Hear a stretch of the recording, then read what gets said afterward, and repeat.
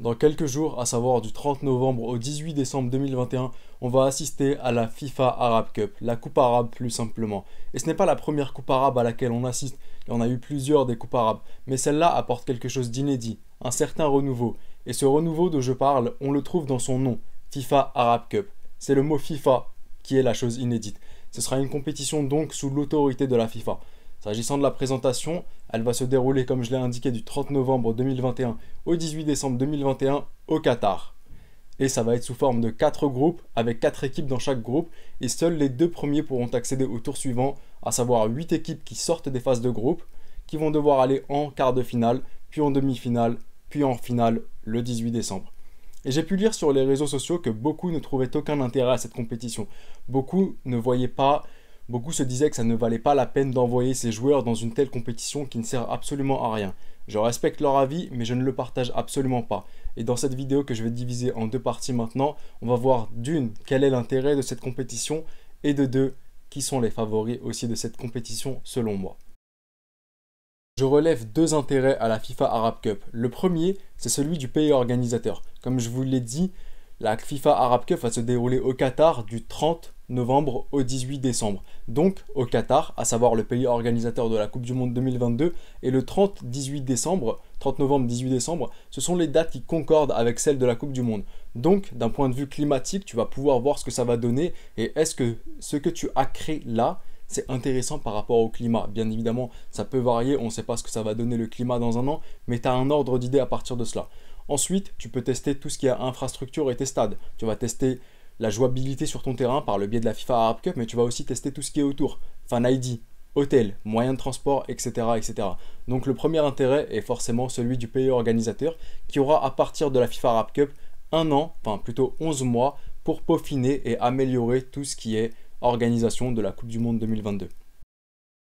Ensuite, il y a un intérêt pour les équipes africaines. Et pourquoi africaines particulièrement? Parce qu'un mois plus tard va se jouer la Coupe d'Afrique des Nations 2022. Et là, je vous vois venir et vous allez me dire stop, attends. Ça risquerait de blesser des joueurs lors de la Coupe arabe. Ils vont pas jouer la CAN, non? Et là, je serais d'accord avec vous. Et c'est ce que je pensais aussi au début lors de ma première vidéo, Coupe arabe, fausse bonne idée. Or, on va prendre un exemple simple, mais on m'a rectifié bien sûr dans les commentaires, et on va prendre un exemple simple pour essayer de voir que l'argument finalement, il tient pas tant que ça.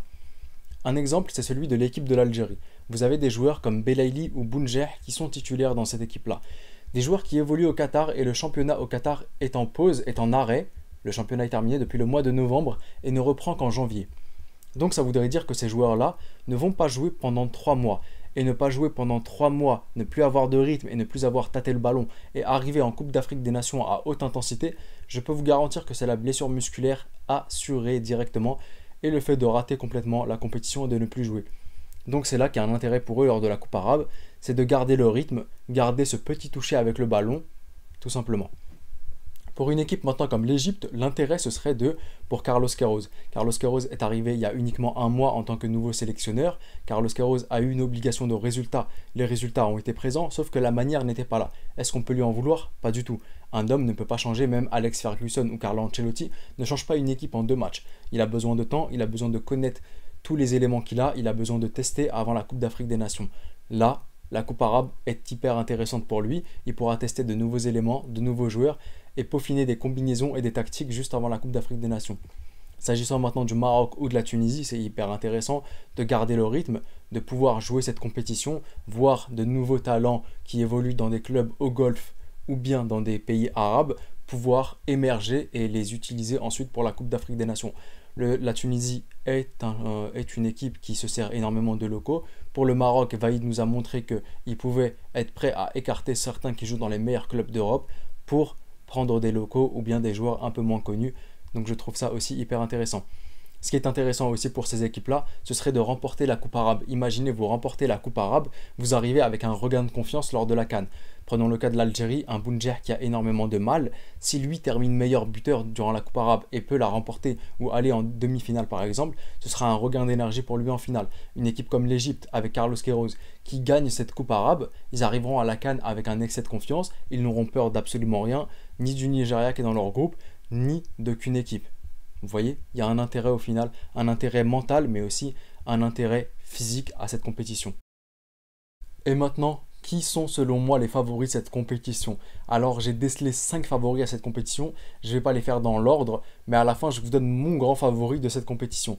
Bien sûr, c'est totalement subjectif, vous avez le droit de ne pas être d'accord avec moi, et n'hésitez pas à me mettre votre favori dans les commentaires, ou bien vos favoris, je me ferai un plaisir de vous lire. Et on commence avec la Tunisie. La Tunisie parce que l'équipe de Tunisie sera composée principalement de joueurs qui évoluent Fit Taraji, l'Espérance, mais aussi l'Étoile du Sahel.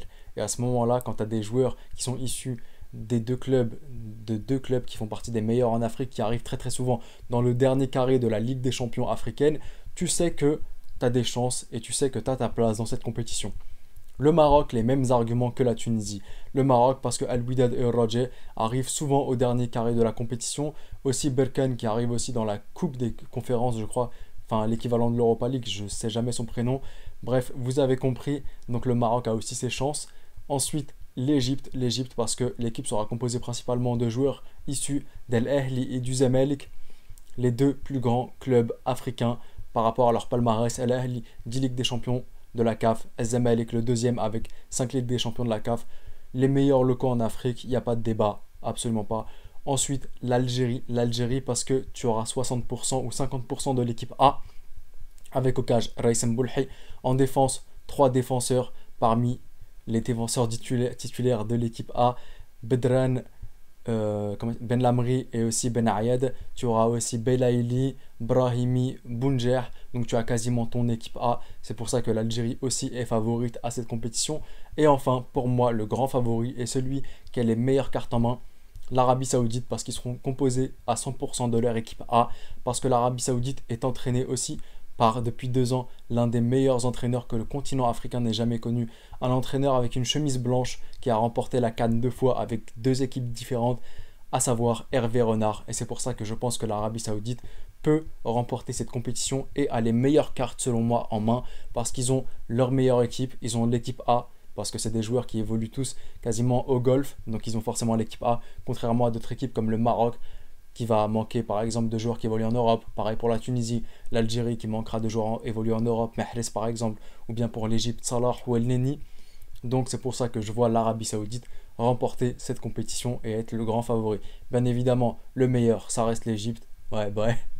En tout cas, j'espère que cette vidéo vous aura plu. J'espère que vous en saurez un peu plus concernant la Coupe arabe et quel est l'intérêt de cette compétition, la présentation et qui pourrait la gagner ensuite. N'hésitez pas à me donner votre avis en commentaire par rapport à la compétition. Qui sont les favoris?